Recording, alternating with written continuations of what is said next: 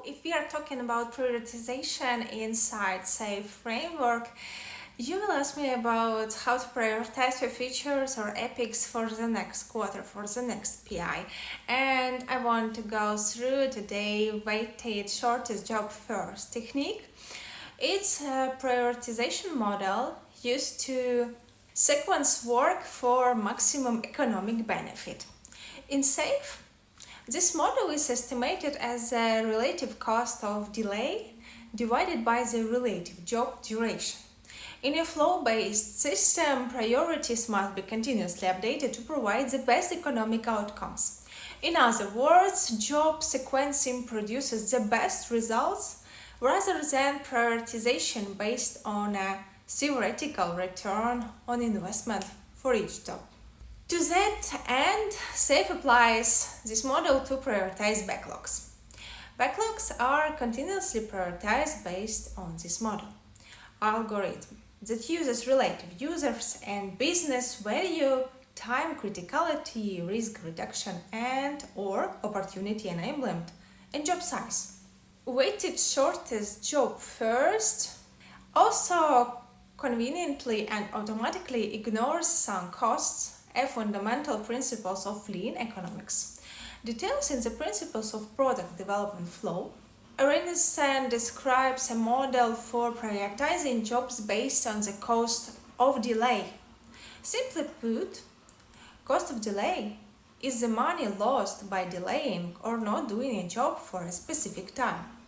It's a measure of the economic value of a job over time. For example, if implementing a prospective feature would be worth 100,000 per month and there was a delay of 3 months, the total COD would be 300,000. And in the SAFe context, jobs are the features, capabilities, and epics contained in their respective backlogs.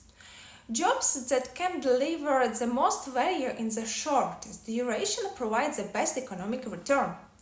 As applied in SAFe, this weighted shortest job first model supports the economic principles of lean product development flow. So, first thing, we are taking an economic view, ignoring sunk costs, making financial choices continuously. Taking an economic view, ignoring sunk costs, making financial choices continuously. Using decisions rules to decentralize decision making and control. If you only quantify one thing, quantify the cost of delay. And we can see figure 1 shows the impact of applying a Arenson model for prioritizing jobs to be done. The shaded areas illustrate the total COD in each case. The job with the highest model delivers the best economic outcomes. As the figure shows, picking the next best job to do can have a dramatic financial impact. Estimating the cost of delay as described previously, the calculation of this model assumes one can determine the COD numerator in absolute financial terms per unit of time, and the job time can be estimated with some degree of accuracy. In practice, however, both numbers can be extremely difficult to estimate. With regards to the numerator, COD is an estimate at best. It's hard for anyone to know the actual value of a new job, a new feature that has yet to be delivered to market. But Agile teaches us how to quickly estimate on a relative basis. Since there are many jobs to be done in the backlog, simply use relative numbers to compare jobs. The first task is to get the right stakeholders together and collectively estimate the cost of delay relative to other jobs in the backlog. Figure 2 illustrates the 3 primary components of COD for any particular jobs. Figure 3 shows the formula for the COD. First, compare backlog items related to each other using values derived from the modified Fibonacci sequence I described in the story video about estimation. Then the relative COD is calculated As you will see here, estimating the job duration, the next item in the equation, the denominator of weighted shortest job first is the job duration. This duration can also be challenging to determine, especially early on when the available capacity and the time needed for each job are unknown. In other words, before doing the work, it's hard to know who will be working on it, how many people can be engaged, and how long it will take. However, since larger jobs take longer to complete than smaller ones, job size can be used as good proxy for the duration. As an analogy, if I'm the only one moving my lawn and the front yard is 3 times bigger than the backyard, it will take 3 times longer to cut. Using job size as a proxy for duration results in a straightforward calculation for comparing jobs via weighted shortest job first, as figure 4 illustrates. A note on using job size as a proxy for duration: it's important to know that job size is not a perfect proxy for job duration. So let's consider 2 scenarios. Suppose specialty skills are readily available, enabling a large job with a high value to be delivered more quickly than expected. In this situation, it may provide more value in a shorter period.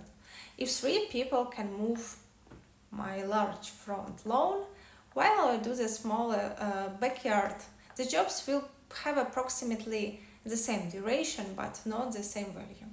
A small job may have a scarcity of resources, or dependencies might mean that a smaller job could take longer than a bigger job. If either of these is the case, simply use the relative estimated duration and adjust accordingly. But rarely do we need to worry about these 2 exceptions. In most situations, fast weighted shortest job first relative estimated is adequate. Since this is a flow-based system, minor errors in the selections are not that critical, as the next important job will rise to the top of the backlog soon enough. And calculating weighted shortest job first, the actual calculation and prioritization are more straightforward than the explanations. That brings us to this point. Compare jobs, 3 features in this example, yes, for each COD component and job size using a simple table or spreadsheet. It's in figure 5. As with estimating stories, larger value reflect higher uncertainty.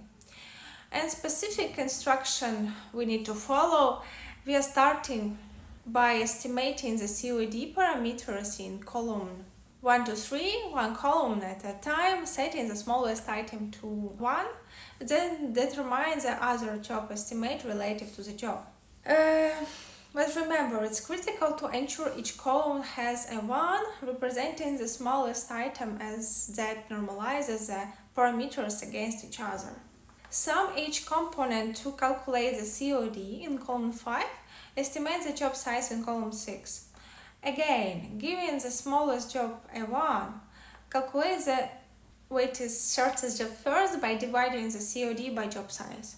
The highest WSJF is the next most important job to do.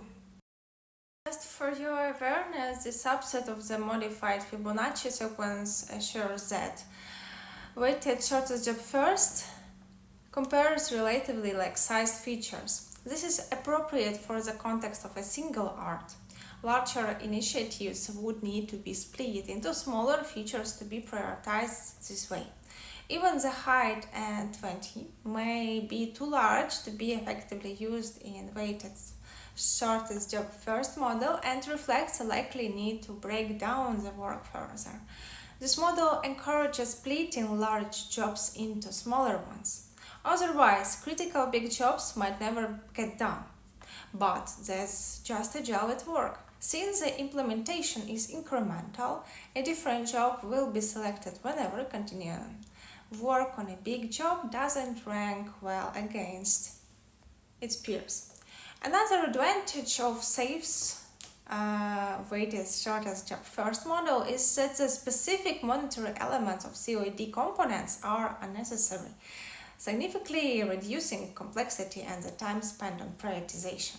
Instead, each job is compared relative to the other items from the same backlog. Since updated backlog estimates include only the remaining job size, frequent prioritization means that the system will automatically ignore some costs. It will always pick the next best job based on current economic factors. Applicability of this model, it's a general algorithm that is particularly useful in flow-based systems where frequent reprioritization is a driver of economic value. But it doesn't make decisions, it's simply a reasoning tool for use by stakeholders who must ultimately do so. As presented and discussed in this video, weighted shortest job first model is particularly useful for prioritizing features and capabilities in the art and solution trained backlogs. This is because features are the primary economic driver for trades. Some investment in prioritizations is warranted. There aren't many features in flight at any one time. An art backlog typically contains perhaps 100 or so features waiting for attention. It's generally straightforward to maintain rolling weighted shortest job first estimates over time, since features are critical to our performance. Input from product management, architects, business owners, affected teams and other stakeholders is critically important. It's worth the effort to insist on a collaborative effort to prioritize art features, but it's not as well suited for use in a few other places, including team backlog prioritization. Stories are small and there are a lot of them in flight. In these priorities are driven by the priorities for the features in the art backlog that spawned the stories and local concerns. It just isn't worth spending time on multiple parameters analyzing and discussion. And since the stories are small and implemented in an iteration, the denominator duration is less of a priority determinant. So remember about it. Thank you for staying with me on Agile Side, and I hope I will see you on my next videos. Bye now!